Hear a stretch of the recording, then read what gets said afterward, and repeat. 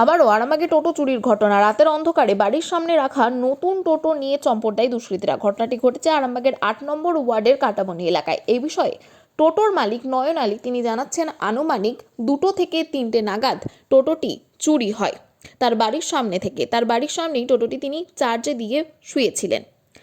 সকালবেলা উঠে দেখেন টোটোটি সেখানে নেই। কেউ বা কারা টোটোটি চুরি করে নিয়ে চলে গেছে। বেশ কয়েক মাস আগে তিনি এই টোটোটি কিনেছিলেন। টোটোটি সম্পূর্ণ নতুন টোটো দেখেই হয়তো এই টোটোটি নিয়ে গেছে দুষ্কৃতীরা। অপরদিকে চোর চুরি করতে এসে তার সাইকেলটি সেখানেই ফেলে যায় এবং এই বিষয়কে কেন্দ্র করে সকাল থেকেই এলাকায় ব্যাপক উত্তেজনা সৃষ্টি হয়েছে। যদিও টোটো মালিক তিনি জানিয়েছেন এই বিষয় নিয়ে তিনি আরামবাগ থানার দ্বারস্থ হবেন। এই বিষয়ে আরও কি জানা যাচ্ছে দেখুন বিস্তারিত। 24 আওয়ার্স আরামবাগের রিপোর্ট। সাইকেল পাওয়া গেছে।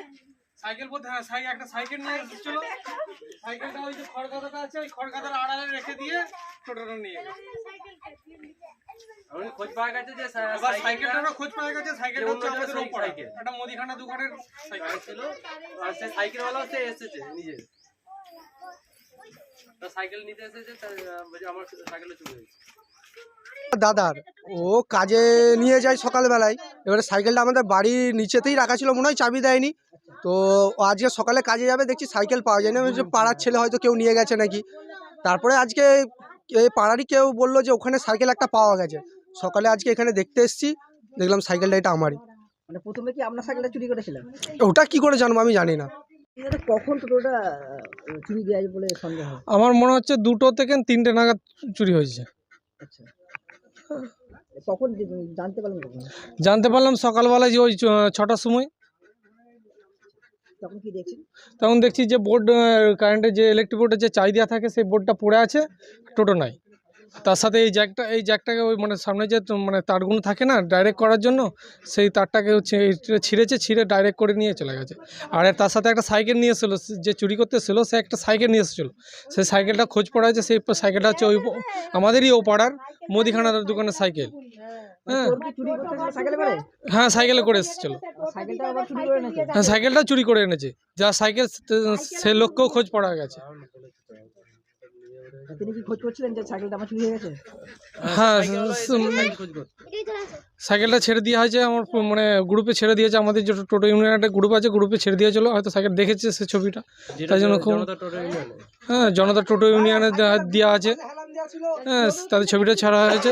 সেই সাইকেলওয়ালা যার সাইকেল সেও এসছে। আমার নাম শেখ নয়ন আলী। কতদিন আগে কিনেছিলেন? আমি কিনেছি 5 মাস হয়ে গেল। ক্যাশে কিনেছেন? আমি ক্যাশে কিনেছি।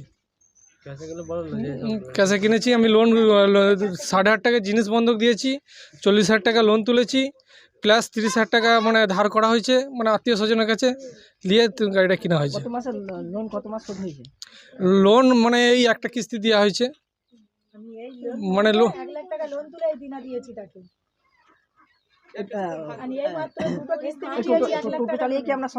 টোটো চালিয়ে সব সংসার, টোটো চালিয়ে লোন, ছেলের পড়াশোনা, সব কিছু টোটো চালিয়ে।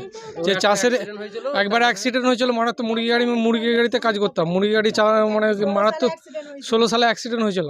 তো 16 সালে অ্যাক্সিডেন্টের পরে আমার এই হাতটা অকেজ হয়ে যায় আর মাথাও চোট পাইছে। তার জন্য আমি কোনো ভারী জিনিস চাকাতে পারি না, আমার মাথা কোনো জিনিস নিতে পারিনি। তার জন্য আমাকে একটা রাস্তা পেয়েছিল, আমি ভাড়া গাড়ি চালাচ্ছিলাম। বছর 3 ভাড়া গাড়ি চালিয়েছি। চালানোর পর সিদ্ধান্ত নিয়েছিলাম যে তাহলে নিজের একটা টোটো কিনবো। তো টোটোটা কিনেছিলাম, আজ 5 মাস হয়ে গেল। আমার নাম শেখ নয়ন আলী, 8 নম্বর ওয়ার্ডের বাসিন্দা, মজিতলার ঘরের পাশে।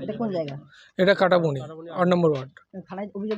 থানায় গেছিলাম সকালে 6টার সময় গেছিলাম, 6টা সাড়ে 6টার সময়। যে বাবুরা স্যাররা কেউ থাকে না, একজন স্যার বলল যে কোনো অফিসার নাই, মেজাবু তোমরা 10টা থেকে 10:30টায় এসো, মেজাবু আসবে, মেজাবুর সাথে কথা বলবো।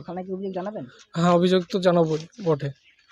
আমার মনে কী বলবো, আমার মানে কলজের মানে আমার কী বলবো, আমার জীবন ওইটা। গাড়িটা কি রঙের ছিল? গাড়িটা ব্লু কালার ছিল, মাঝখানটা চটে গেছিলো।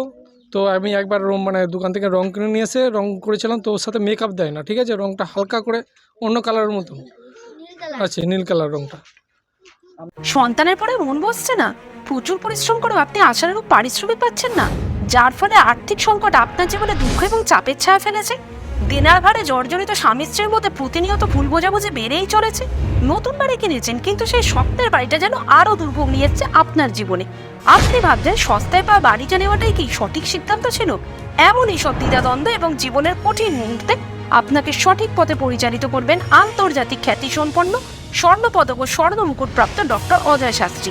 তিনি শুধু আপনাকে পথই দেখাবেন না, আপনার জীবনে সত্যিকারের সুখ, শান্তি, ঐশ্বর্য, অর্থ যেন সঠিক সময় আপনার কাছে পৌঁছে দেয় সেই দায়িত্বও নেবেন। তাঁর অভিজ্ঞতা এবং জ্ঞানের আলোতে আপনার জীবন হয়ে উঠতে পারে নিরুদ্বেগ ও সমৃদ্ধির পথে ধাবমান। তাই আর দেরি নয়, স্ক্রিনে দেওয়া নাম্বারে এখনই ফোন করে ডক্টর অজয় শাস্ত্রীর সাথে যোগাযোগ করুন।